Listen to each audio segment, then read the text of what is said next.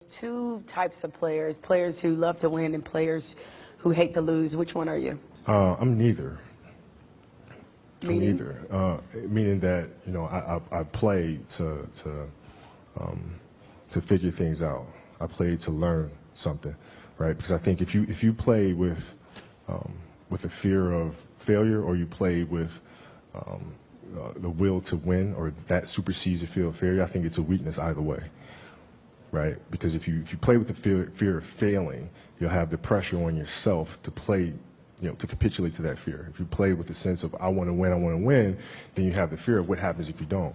But if you find common ground in the middle, in the center, then it doesn't matter. You're unfazed by either, right? And that enables you to really just stay in the moment, stay connected to it, and not feel anything other than what's in front of you. So, you know, I try to just be dead center.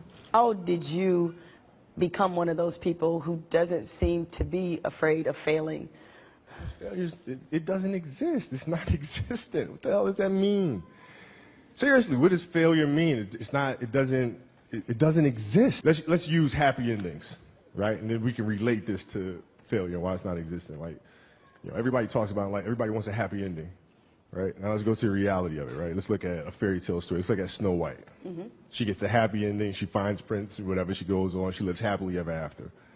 Well, I call bullshit on that, because 2 months later, the fact is they had an argument and he's sleeping on the couch.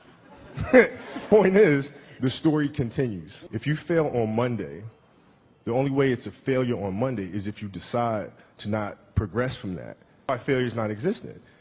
Because, you know, if I fail today, okay, I'm going to learn something from that failure, and I'm going to try again on Tuesday. And I fail, and I'm going to try again on Wednesday. So Let's just say all the career statistics that you've compiled, they all still exist. You'll play for the Lakers. If you finished your career without a championship, you would not have looked at that as a failure.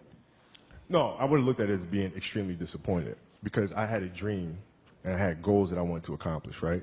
And if I don't accomplish those goals, I have to ask myself why. The reason why I would not have accomplished those things is poor leadership, failure to communicate properly with my teammates to put them in positions to be successful. All those things would be reasons why I don't win, right? So now, if that was the case, in my career, I have to sit and I have to analyze that. And then as I move and I evolve, you know, post-basketball into business or whatever, those same weaknesses are going to reveal themselves there, right?